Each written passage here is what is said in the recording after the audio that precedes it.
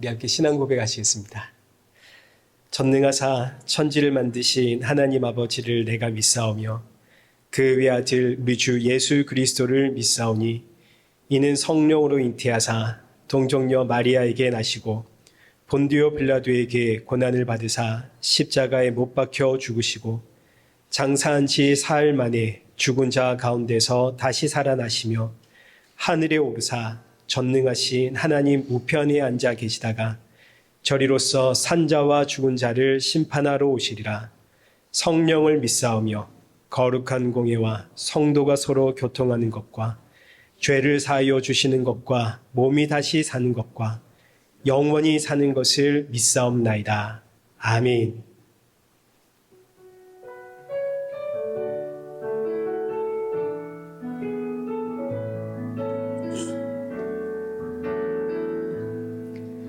하늘의 문을 여소서 이곳을 주목하소서 주를 향한 노래가 꺼지지 않으니 하늘을 열고 보소서 이곳에 임재하소서 주님을 기다립니다. 기도의 향기가 하늘에 닿으니 주여 임재하여 주소서 이곳에 오셔서 이곳에 앉으소서 이곳에서 드리는 예배를 받으소서 주님의 이름만이 오직 주의 이름만 이곳에 있습니다. 이곳에 오셔서 이곳에 앉으소서 이곳에서 드리는 예배를 받으소서 주님의 이름만이 오직 주의 이름만 이곳에 있습니다. 우리 이 시간 예배 앞에 서 있는 내 모습 한번 돌아보고 점검하면서 오늘의 예배가 내 마음의 담비와 같은 예배가 되어지도록 내 마음의 문을 열어주옵소서. 또 함께하는 우리 사랑하는 성도들의 마음도 새 힘과 위로와 안식의 예배가 되어지도록 은혜 부어주옵소서. 우리 함께 예배를 사모하는 마음으로 기도의 자리로 나아가겠습니다. 기도하겠습니다.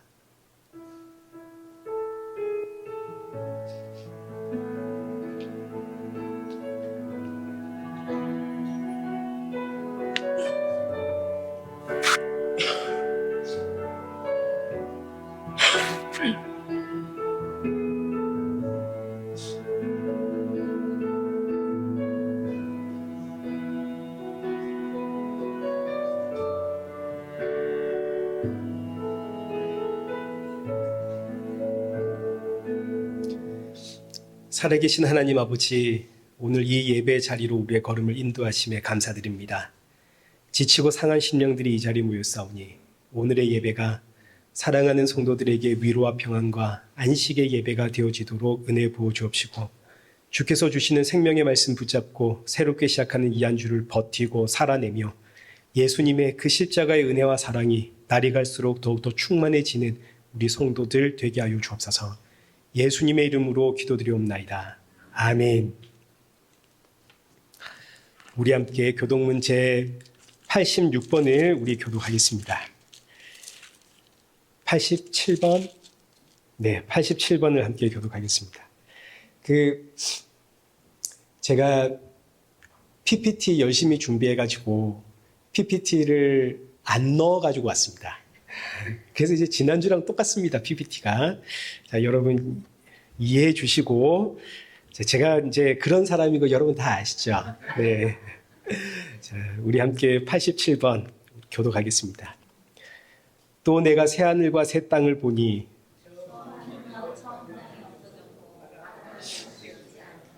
또 내가 보매 거룩한 성 새 예루살렘이 하나님께로부터 하늘에서 내려오니 내가 들으니 보좌에서 큰 음성이 나서 이르되 하나님이 그들과 함께 계시리니 그들은 하나님의 백성이 되고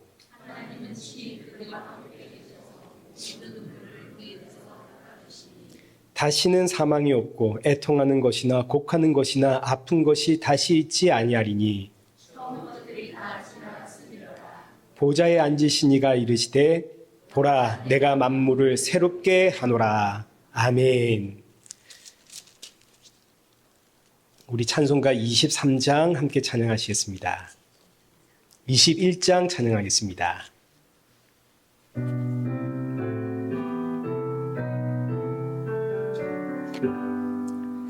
다 찬양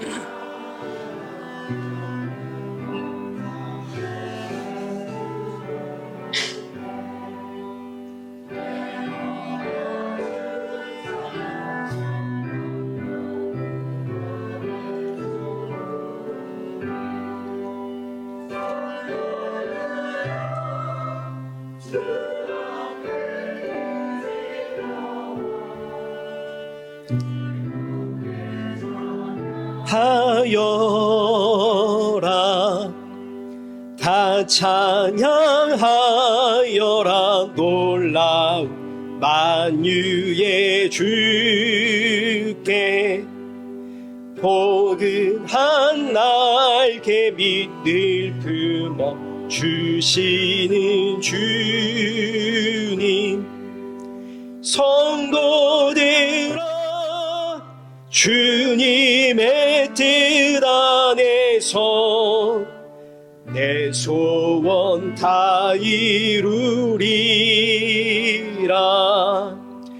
다 찬양하여라 온 몸과 마음을 바쳐 이 세상 만물이 주 앞에 다 나와 찬양 성도들아 기쁘게 소리 높여 영원히 찬양하여라.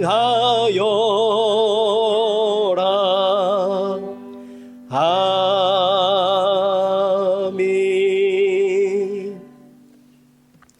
성경 봉독하겠습니다. 우리 오늘 보실 말씀 에베소서 2장 10절에서 13절입니다. 에베소서 2장 10절에서 13절 한 절씩 교독하겠습니다. 우리는 그가 만드신 바라 그리스도 예수 안에서 선한 일을 위하여 지으심을 받은 자니 이 일은 하나님이 전에 예비하사 우리로 그 가운데서 행하게 하려 하심이니라.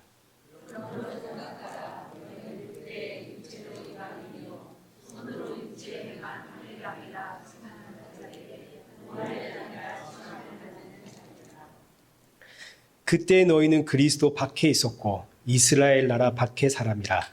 약속의 언약들에 대하여는 외인이요 세상에서 소망이 없고 하나님도 없는 자이더니 이제는 전에 멀리 있던 너희가 그리스도 예수 안에서 그리스도의 피로 가까워졌느니라. 아멘. 우리 교회 소식입니다. 오늘 우리 친교 고흥욱 장로님 마이크 볼륨 조금 낮춰주세요. 고흥욱 장로님 준비하셨고요. 우리 다음 주에는 전미경 집사님 준비해 주십니다. 늘 고맙고 감사합니다. 우리 저희 교회 새로 방문하신 저 뒤에 자매님 네, 잘 오셨어요. 우리 박수로 환영하겠습니다. 감사합니다. 그리고 한 5년 전쯤에 저희 이래교회 코로나 전에 저희 이래교회 출석했던 그 집사님 가족들 저희 교회 오늘 방문하셨거든요. 우리 권혁수 집사님, 윤연순 집사님, 네 그리고 수지, 네 반갑게 잘 오셨습니다. 네 우리 제 여자 집사님하고 우리 딸 수지 양이 여기 밴쿠버에서 한 3년간 공부하려고 이제 왔거든요. 이제 정착을 랭리에다가 했습니다. 3년 동안의 그 학업과 또 진행되는 과정들이 주 안에서 아름답게 잘 진행되어질 수 있도록 여러분 기도해 주시면 감사하겠습니다. 이제 또 참고로 저기 권혁수 집사님이 유튜버 하시거든요. 권혁수 알러지 스쿨이라고 해서 이제 아주 뭐 대단한 유튜버입니다. 여러분 권혁수 알러지 스쿨 검색하셔가지고 구독과 좋아요. 네. 네, 감사합니다. 그래 주시면 감사하겠고. 또 우리 김희경 집사님의 어머니 오늘 마지막이신데 오늘도 마음이 귀한 은혜 받으시고 또 한국에 가서 신앙생활도 하시고 하면 좋겠습니다. 우리 또 격려의 박수 또 한국에서 모든 일정 잘 되기를. 네. 자, 감사합니다. 또 새로운 소식 있습니까? 네. 우리 이 시간 헌금 봉헌하겠습니다.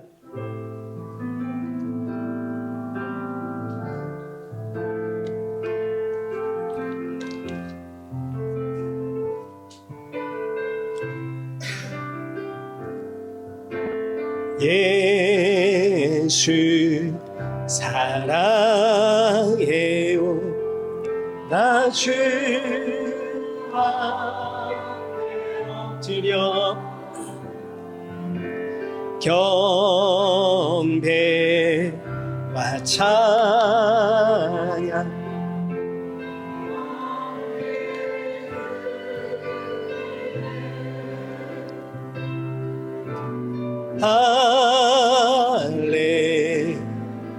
할렐루야 할렐루야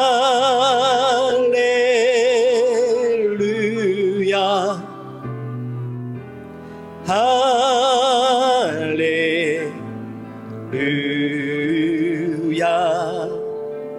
할렐루야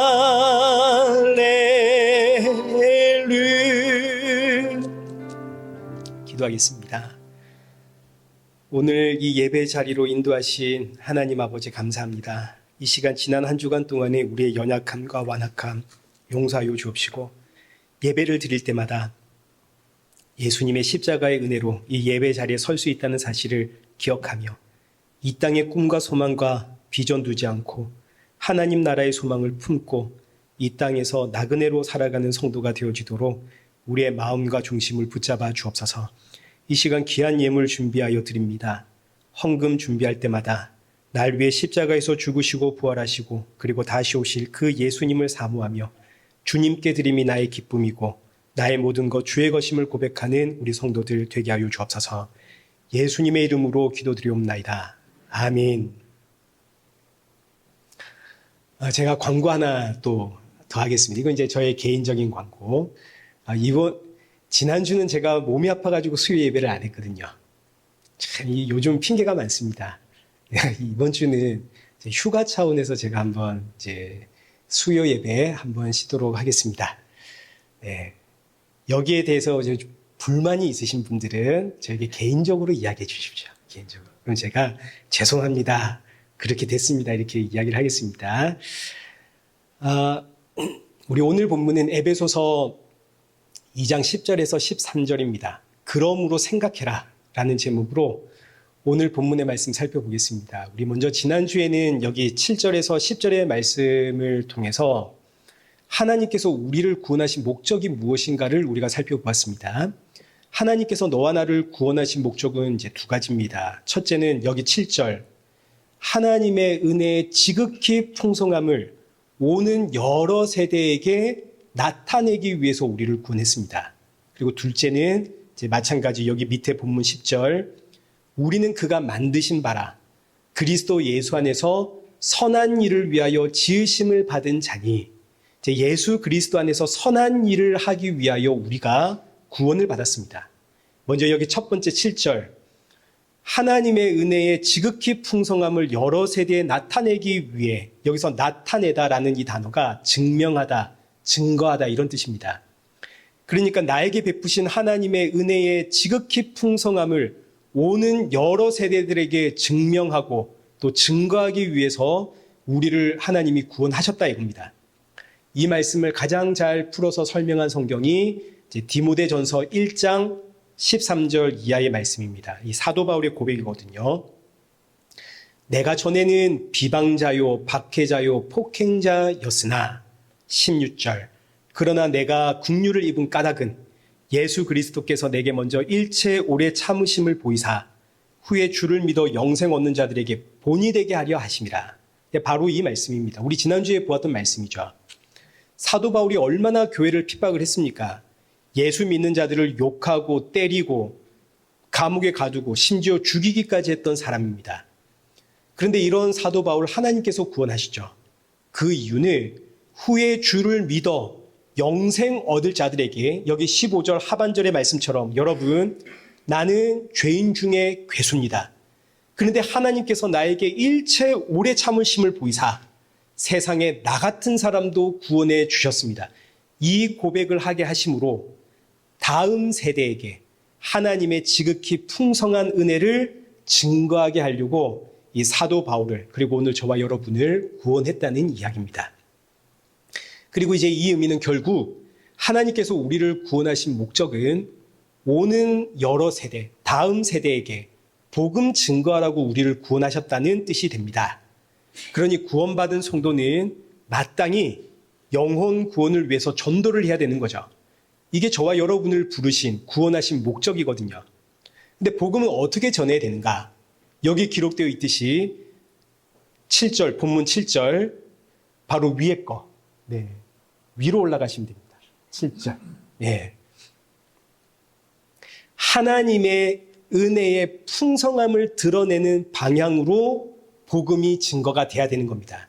자, 여기서 중요한 거, 하나님의 은혜의 풍성함을 드러내기 위해선 내가 얼마나 죄인인가, 이게 이제 선행이 되어야 되는 겁니다. 나의 연약함, 나의 완악함에도 불구하고 이런 나를 구원하신 하나님, 복음은 이렇게 전달이 되는 겁니다. 너 내가 얼마나 악한 사람인지 알지? 너 내가 얼마나 이기적이고 형편없는 사람인 거 알지? 그런데 이런 나를 예수님이 구원하셨어. 예수님 이야기 좀 들어볼래? 복음은 이렇게 전달되는 것이지. 내가 정말 아팠거든. 병원에서도 못 고치는 그 원인을 알 수 없는 병을 앓고 내가 시름시름 고생을 했는데 세상에 교회에 갔더니 내가 고쳐졌어. 나랑 같이 교회 가자. 내가 거의 망했거든. 아이 근데 교회 갔더니 망하던 사업이 막 살아나고 난리가 났어. 나 이렇게 번창했어. 너도 나랑 같이 교회 가자. 이건 아닙니다. 이건 하나님의 원수들이 하는 일입니다. 복음 증거는 반드시 자기 부인이 있어야 되고 예수님의 십자가가 드러나야 되는 겁니다. 그러나 하나님의 원수들은 복음을 바꿔놓습니다. 어떻게 바꾸냐면 복음이라는 단어가 기쁜 소식이라는 뜻이거든요. 헬라어 원어로도 복음이라는 단어가 기쁜 소식입니다. 근데 이 세상 사람들에게는 어떤 소식이 기쁜 소식입니까? 아픈 사람은 더 이상 안 아픈 게 기쁜 소식이 될 것이고, 망한 사람은 경제 문제가 회복되는 게 기쁜 소식이 될 것이고, 자녀 때문에 걱정하는 사람은 자녀가 잘 되는 것이 기쁜 소식이 될 겁니다. 마귀 사탄은 복음을 이렇게 바꿔놓는 겁니다. 하나님 믿으면 너희 가정에 평화가 있고, 하나님 믿으면 막힌 문제 해결되고, 건강이 회복되고, 모든 일이 형통하게 될 것이다. 이건 복음이 아닙니다. 복음은 내게 주신 하나님의 은혜, 그 은혜의 지극히 풍성함, 바로 십자가의 긍휼과 사랑을 전하는 것이고, 이게 이제 복음이지, 믿고 난 이후에 변화된 어떤 내 상황, 내 환경, 이거 자랑하는 것이 복음이 아닙니다. 자, 이제 둘째, 하나님께서 우리를 구원하신 목적은 여기 밑에 10절 그대로, 우리는 그가 만드신 바라 그리스도 예수 안에서 선한 일을 위하여 지으심을 받은 자니 이 일은 하나님이 전에 예비하사 우리로 그 가운데서 행하게 하려 하심이라. 하나님이 우리를 구원하신 목적, 예수 그리스도 안에서 선한 일을 행하게 하려고 우리를 구원하신 겁니다. 여기서 우리는 그가 만드신 바라, 만드신 바라는 이 단어가 원어로 작품이라는 뜻입니다. 작품. 우리는 그의 작품이라. 어떤 작품이냐면 예수님 안에서 선한 일을 위하여 지어짐을 받은 작품이다. 여기서 예수 안에서라는 단어는 예수에 의해서 이런 뜻입니다. 그러니까 우리는 예수님에 의해서 선한 일을 위해서 만들어진 작품입니다. 작가는 예수님, 우리는 예수님의 작품, 목적은 선한 일을 위해서. 자, 그럼 이제 선한 일이 뭔지를 알아야겠죠. 선하다라는 이 단어가 원어로는 탁월하다, 이보다 더 좋을 수는 없다, 완벽하다, 이런 뜻으로 어떤 물체의 상태를 뜻하는 표현입니다. 이 단어가 구약 성경에서도 등장을 하는데 언제 등장을 하냐면 여기 창세기 1장 넘겨보십시오. 여기 창세기 1장 4절. 하나님이 천지를 창조할 때 하나님이 빛을 창조하시고 보시기에 좋았더라. 그리고 마지막에 31절. 하나님이 그 지으신 모든 것을 보시니 보시기에 심히 좋았더라. 여기서 좋았더라라는 이 단어가 오늘 본문에 선하다 이 뜻입니다. 그러니까 선하다라는 단어가 어떤 의미인지 감이 오시죠? 하나님이 천지를 창조하셨습니다. 누구의 도움을 받아 창조하셨나요? 아니면 하나님 홀로 창조하셨나요? 하나님 홀로 창조하셨죠. 하나님이 천지를 홀로 창조하신 이 상태, 그 무엇에 때묻지도 않고 오직 하나님의 손길로만 이루어진 이 상태, 이걸 바로 선하다라고 하는 겁니다.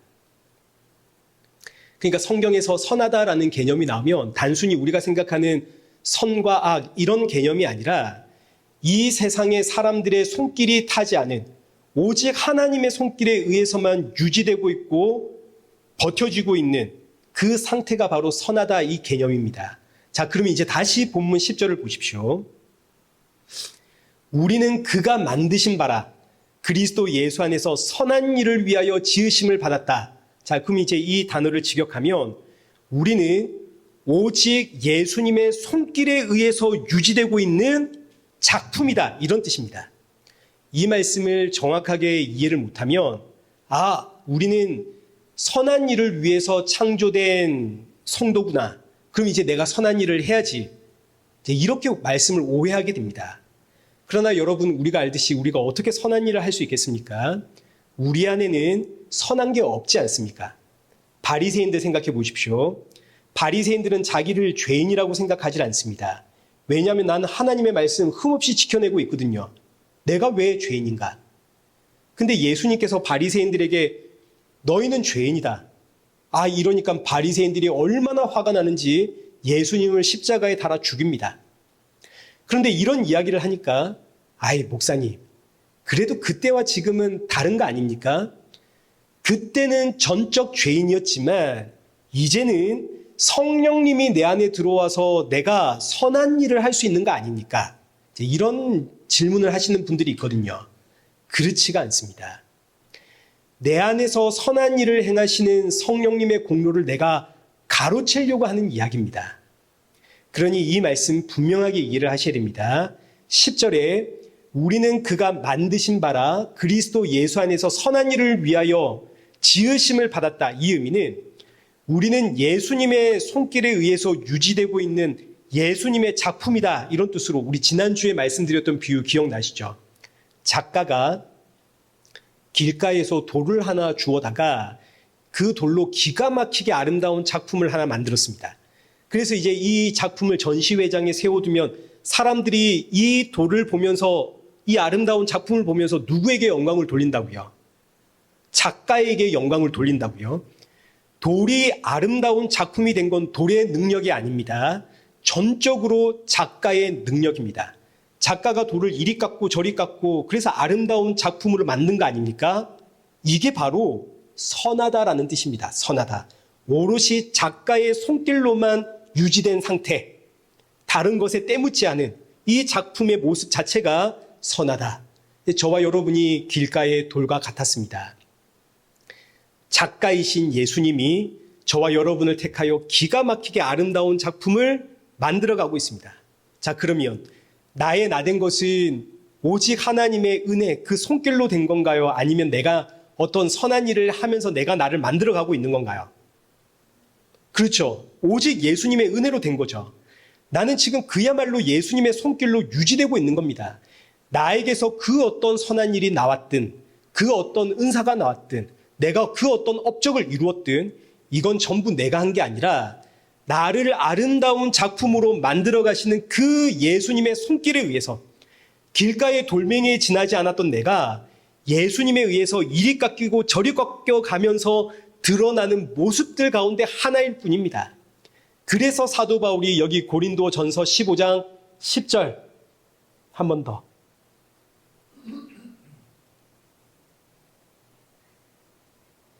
함께 읽겠습니다. 시작.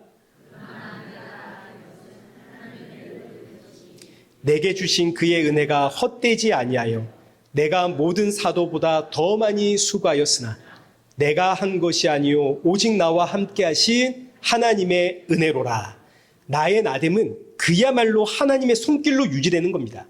근데 이걸 가지고 내가 선한 일을 했다고, 내 안에 성령님이 선한 일을 행하실 수 있고 그 결과 내가 선한 일을 했다고, 이렇게 이야기하면 이건 예수님의 공로를 내가 가로채는 이야기고, 내가 지금 예수님의 손길로 유지되고 있는 선한 작품이라는 걸 부정하는 이야기가 되는 겁니다. 자, 그러니 보십시오. 내 안에는 지금 선한 게 없습니다. 그러나 하나님의 은혜가 헛되지 아니하여 그 예수님의 손길로 인해 내가 지금 아름다운 작품으로 만들어져 가고 있고 유지되고 있는 겁니다. 자, 그런데 이때 돌이 아름다운 작품이 되어서 전시가 되면 사람들이 그 돌을 보면서 작가에게 영광을 돌리듯 예수님의 손길로 유지되고 있는 나라고 하는 작품을 통해서 누가 영광을 받으시겠습니까? 예수님이 영광 받으시겠죠. 이게 바로 선한 일입니다. 나를 통해 예수님의 영광을 받으시는 바로 이 선한 일을 위해서 하나님이 너와 나를 구원하셨다 이겁니다. 그런데 이제 우리의 모습을 보면서 사람들이 네가 그래가지고 무슨 예수 믿는 사람이냐 이러고 흉을 본다면 되겠습니까? 안 되겠습니까? 우리가 그런 흉 볼 만한 일을 하면 될까요? 안 될까요? 안 되겠죠. 우리 모습 점검해야 됩니다. 근데 나를 이렇게 점검해 보니까 나에게 흠볼 게 많나요? 잘한 게 많나요? 흉볼 게 많죠. 너무너무 흉볼 게 많습니다. 같이 사는 사람 앞에서도, 내 아내 또는 내 남편 앞에서도 난 흉이 될 모습이 너무나 많습니다. 그러니 누군가 나를 흉본다면 우리는 맞아, 나 이렇게 악하고 못났고 이기적인 사람이야, 자기 부인이 나와야 됩니다. 그리고 나서 그런데 이런 나를 예수님이 살리셨지, 너도 예수님 믿어야 돼, 나 같은 사람도 살리신 예수님이야, 이렇게 나와야지. 누가 나를 흉본다고 팔 걷어 제치고 그래도 내가 너보단 낫다 이러면 됩니까? 안 됩니까? 안 되는 겁니다. 자, 그런데 다시 오늘 본문 10절 보니까 이 일은 하나님이 전에 예비하신 일이다 그럽니다. 여기서 전에 예비하신 일은 창세전을 이야기하는 겁니다. 창세전에 하나님은 이미 너와 나를 하나님의 아름다운 작품으로 예정을 했습니다. 그리고 누차 반복하지만 하나님의 예정은 곧 성취입니다. 그렇기 때문에 저와 여러분은 이미 아름다운 작품입니다. 만들어지는 것이 아니라 완성된 작품입니다. 하나님의 입장에서 보자면, 이제 물론 우리의 입장에서 보자면 시간이 좀 걸립니다. 우리가 언제 아름다운 작품으로 완성이 되냐면 예수님이 다시 오시는 그날에 완성이 되는 겁니다. 자, 그러니 우리는 이 땅에서는 인내하며 기다리며 이제 깎여져 나가는 이 고난을 당해야 되는 겁니다. 그런데 보니까 여기 마지막 말씀이 우리로 그 가운데 행하게 하려 하심이라. 여기 보니까 우리의 행함이 있네요. 우리가 하나님의 작품으로서 행해야 되는 일이 있습니다. 이게 뭐냐면 바로 감사입니다. 감사. 전부 은혜 아닙니까? 나의 나된 것이 지극히 풍성한 하나님의 은혜고 그 은혜로 내가 지금 이렇게 유지되고 있으니 성도는 그저 감사뿐입니다. 자랑할 게 없죠. 혹 내가 잘한 일이 있다 하더라도 이건 지금 나를 만들어 가시고 나를 유지하시는 그 예수님의 손길이 발현된 것이고, 혹 내가 못한 일이 있고 흉볼 일이 있다 하더라도 이 역시 나를 작품으로 만들어 가시는 과정 가운데, 이리 깎고 저리 깎는 가운데 나의 못남이 드러난 것뿐입니다. 그러니 작품으로 만들어져 가는 가운데 성도가 행해야 하는 것은 오직 감사뿐이다. 그래서 이제 이어지는 오늘 본문 11절부터 13절은 그때와 이제를 비교하면서 지금 우리의 모습, 예수님의 작품으로 빚어져 가고 있는 이 가운데 성도가 행해야 할 것은 오직 은혜뿐이, 감사뿐이다. 이걸 이제 확인시켜주는 말씀입니다. 우리 11절 보겠습니다. 그러므로 생각하라. 우리는 그때에 육체로는 이방인이요 손으로 육체에 행한 할례를 받은 무리라 칭하는 자들로부터 할례 받지 않은 무리라 칭함을 받은 자들이니라. 12절 그때 너희는 그리스도 밖에 있었고 이스라엘 나라 밖의 사람이라. 약속의 언약들에 대하여는 외인이요 세상에 소망이 없고 하나님도 없는 자들이더니. 자, 지금 이 말씀은 사도 바울이 유대인의 관점에서 하는 이야기입니다. 유대인의 시선으로 볼 때 구원은 오직 유대인의 것이죠. 이방인들은 하나님의 백성이 될 수가 없는 겁니다. 오직 유대인만 하나님의 백성입니다. 그때 너희는 육체로는 이방인, 아브라함의 후손이 아니라는 이야기죠. 그리고 이어지는 말씀은 할례 받은 무리에게 할례 받지 못한 무리라 칭함을 받던 자라. 유대인들은 태어난 지 8일 만에 할례를 받거든요. 할례는 하나님의 표라는 하나님의 백성이라는 표입니다. 유대인들은 태어나면서부터 할례를 받기 때문에 우리는 하나님의 백성. 그렇지만 이방인들은 할례가 없죠. 할례의 표가 없거든요. 너희는 당연히 하나님의 백성이 아니다. 유대인의 관점입니다. 그러나 사실 하나님께서 아브라함을 택하시고 아브라함에게 할례를 주신 것이 하나님의 백성은 아브라함과 같은 방식으로 되는 것이다. 이걸 가르치는 것이지 할례를 받아야만 하나님의 백성이 된다. 이게 아닙니다. 하나님의 백성은 아브라함과 같은 방식으로 된다라는 의미는 뭐냐면 하나님께서 아브라함을 부르셨죠. 내가 너를 통해서 큰 민족을 이루겠다. 그런데 아브라함이 99세가 될 때까지 후손이 없습니다. 아브라함의 아내 사레는 89살이 되었습니다. 이제 여인으로서의 기능을 못합니다. 경수가 끊어졌다 그럽니다. 자녀를 낳을 수 있는 신체 기능이 끝났습니다. 근데 이때 하나님께서 아브라함에게 명하신 게 뭐냐면 아브라함아 너는 할례를 행해라. 할례는 남자의 생식기의 껍질을 자르는 행위입니다. 근데 할례를 행하고 사라는 아기를 낳을 수 없는데 세상에 1년 뒤에 자녀를 가질 수 없는 사라가 임신을 해서 아기를 낳습니다. 말도 안 되는 기적이 일어난 거죠.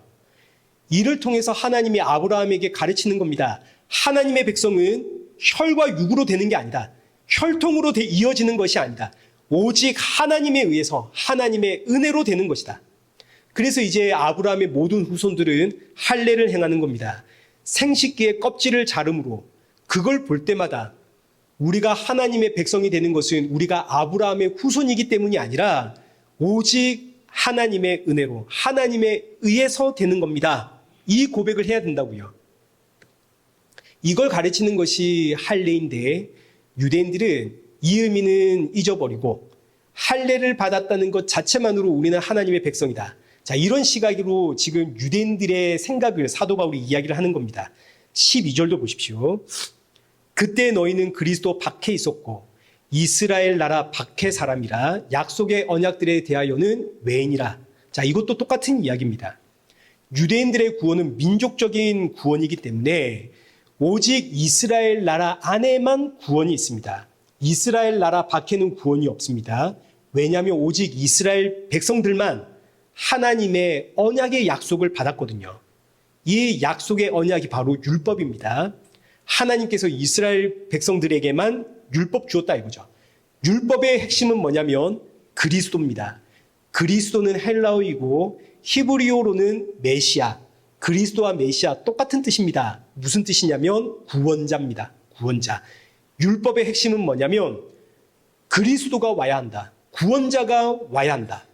왜냐하면 율법을 한마디로 이야기하자면 하나님의 말씀대로 살면 복을 받고 하나님의 말씀대로 살지 않으면 저주를 받는다입니다.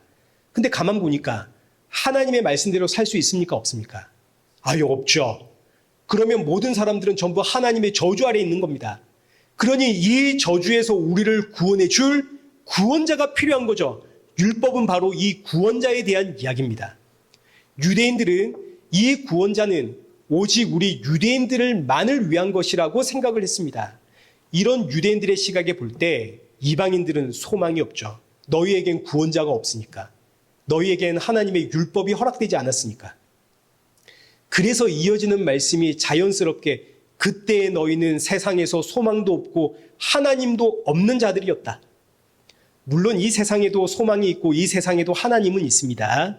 하나님이라는 단어가 신이라는 뜻이거든요. 이 세상에 신이 얼마나 많은지 셀 수가 없습니다. 일본만 가도 일본의 신이 800만 개가 있다 그럽니다. 말도 안 되죠. 그러나 그 신들은 전부 말 못하는 우상이고 귀신들입니다. 이 세상의 신은 전부 사람들이 만들어낸 것에 지나지 않습니다. 그리고 이 세상 사람들도 다 저마다의 소망을 가지고 있습니다. 그러나 그 소망이라는 것이 전부 다 결국은 물질적인 것이고 쾌락이고 명예고 권력입니다. 이거 전부 한순간입니다. 영원한 거 아닙니다. 죽으면 부질없는 것들입니다. 우리가 다 아는 거 아닙니까? 성경을 보면 모든 물질과 명예와 권력과 쾌락을 누리며 살았던 인물이 한 사람 등장을 합니다. 그 사람이 바로 솔로몬입니다. 솔로몬이 이 땅에서 누릴 건 모두 누려보고 이 땅에서 즐길 거 다 즐겨보고 그 다음에 성령의 감동으로 글을 하나 썼는데 그 글이 바로 전도서입니다. 전도서 1장 2절에 전도자가 이르되 헛되고 헛되며 헛되고 헛되니 모든 것이 헛되다. 죽음 앞에서 솔로몬이 보니까 죽음 앞에서는 이 세상의 모든 것이 헛되구나. 그래서 솔로몬의 결론이 뭐냐면 여기 12장 1절 너는 청년의 때에 누구를 기억하라. 너의 창조주를 기억해라. 이 땅의 유일한 소망은 너의 창조주이신 하나님 곧 이 땅에 오시어 너를 구원하신 예수 그리스도 뿐이다. 솔로몬의 결론입니다. 제가 지난주에 정말 무지하게 아팠거든요. 월요일 날. 야, 얼마나 아팠던지 그때 이제 제가 이렇게 아프면 혹 이렇게 아파가지고 내가 일어나지를 못하면 좋은 집, 좋은 차, 좋은 옷, 많은 돈 이게 전부 무슨 의미가 있나? 아파서 일어나지를 못하는데 이러다가 죽으면 그럼 나에게 어떤 소망이 있나? 정말 예수님뿐이구나. 솔로몬의 고백이 제 입에서 절로 나오더라고요. 이 세상에는 참으로 소망이 없고 내가 의지할 신도 없습니다. 오직 예수님만이 우리의 소망이 되시고 우리의 위로가 되는 겁니다. 그러나 그때 우리는 하나님을 몰랐고 이 세상이 전부인 줄 알고 살았던 인생들입니다. 여기 에베소서 2장 2절의 표현을 하자면 그때 우리는 이 세상의 풍조를 따르며 육체와 마음이 원하는 대로 즐기며 살았던 본질상 진노의 자녀였습니다. 그러나 여기서 이제 다시 본문 11절 그러므로 생각해라. 이제 우리가 생각해 봐야 되는 겁니다. 어떻게 생각을 해봐야 되냐면 유대인들은 이방인들에 대해서 생각하기를 너희는 할례를 받지를 못했고 언약에 대해서는 외인이고 너희에게는 구원자도 없고 너희에게는 그렇게 소망이 없다. 맞는 이야기입니다. 유대인들을 제외한 이방인들에게는 소망이 없었습니다. 그 이방인들이 저와 여러분 아닙니까? 그때 우리는 소망이 없던 인생들입니다. 자, 그런데 여기서 생각해 봐야 될 게 뭐냐면 그러면 육체로는 아브라함의 후손이고 할례를 받았고 약속의 언약을 받은 유대인들은 과연 하나님의 백성이라고 구원을 받았는가? 아니죠. 구약 성경 보십시오. 이스라엘 백성들도 망했습니다. 하나님께서 할례의 표를 주셨고 언약의 율법 주셨고 수많은 기적 보여주셨음에도 불구하고 이스라엘 백성들은 우상 숭배하다가 망했습니다. 구약 성경이 이 이야기를 하거든요. 아니 하나님이 택하신 하나님의 백성들도 망했다면 이스라엘 백성들 밖에 있는 이방인들은 오죽하겠습니까? 그러니 생각해봐라.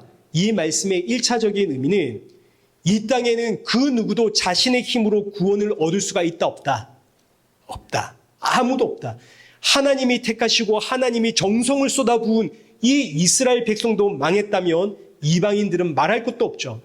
이 땅의 모든 인생은 자력으로는 구원을 받을 수가 없습니다. 자, 이제 둘째. 하나님께서 이스라엘 백성들을 택하신 이유는 두 가지가 의미가 있는데, 첫째는 하나님의 백성은 오직 하나님의 택하심을 통해서만 만들어지는 것이다. 이런 의미가 있는 것이고, 둘째는 이스라엘을 택하신 것은 이스라엘만의 구원을 위한 것이 아니라 이스라엘을 모든 나라의 제사장으로 택하신 겁니다. 그러니 이스라엘 백성들은, 하나님께서 이스라엘 백성을 택하신 이유는 이스라엘이라는 제사장 나라를 통해서 이 세상에 하나님의 복음 증거하려고, 복음 증거의 도구로 이스라엘을 택하셨다 이겁니다.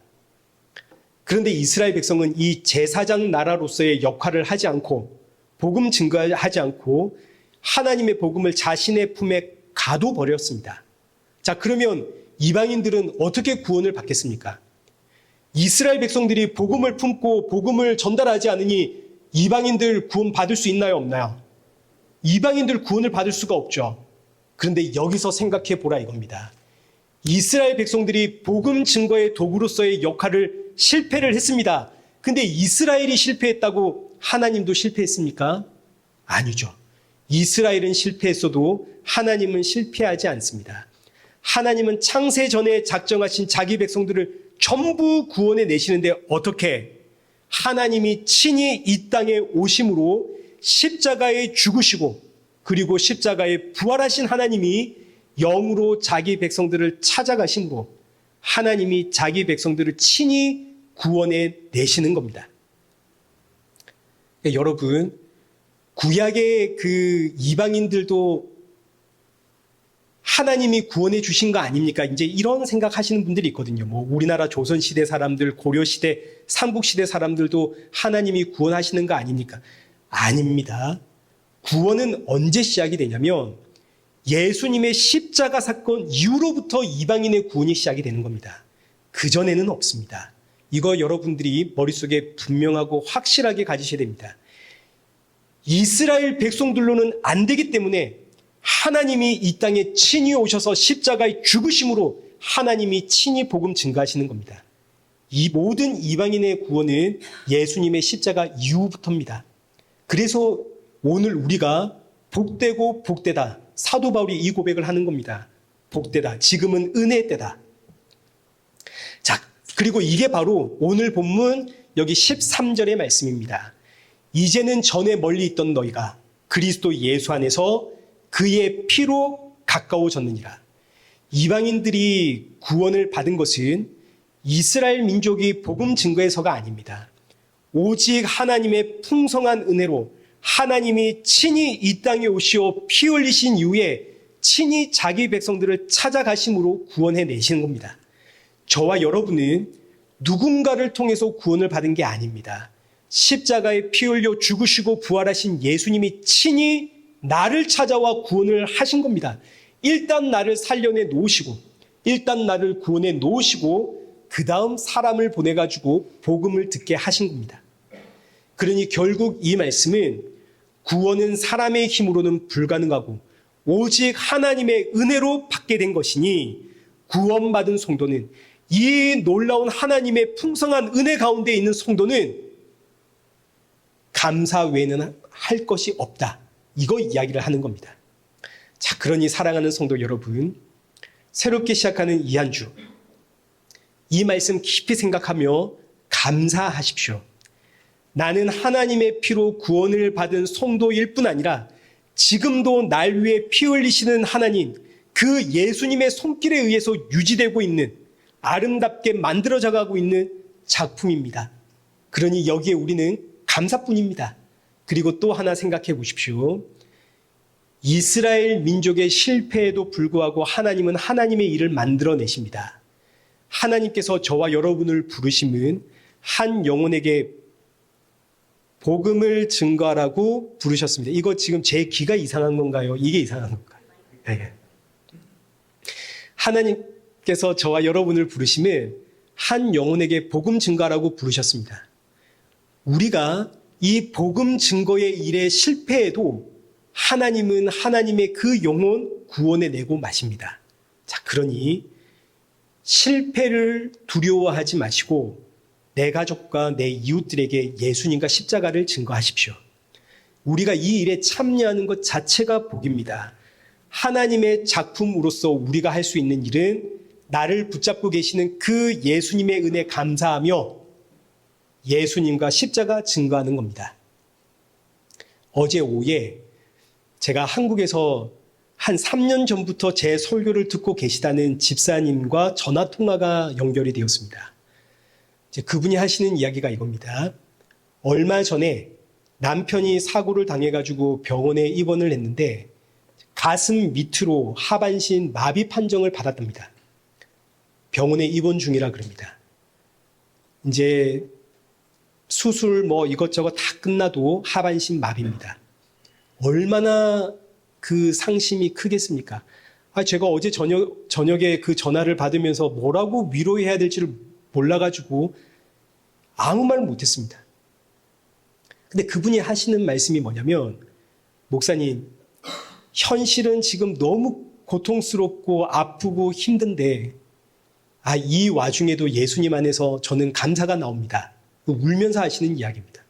저를 만들어 가시고 우리 남편을 만들어 가실 그 하나님의 손길이 기대가 되고 병문안 오는 사람들, 예전에 그분들한테 예수님 전가할 때는 이분들이 듣지도 않았었는데 이런 상황에서도 병문안 온 그분들에게 예수님을 증가하니까 대체 예수님이 누구길래 이런 상황에서조차 예수님 전하는가?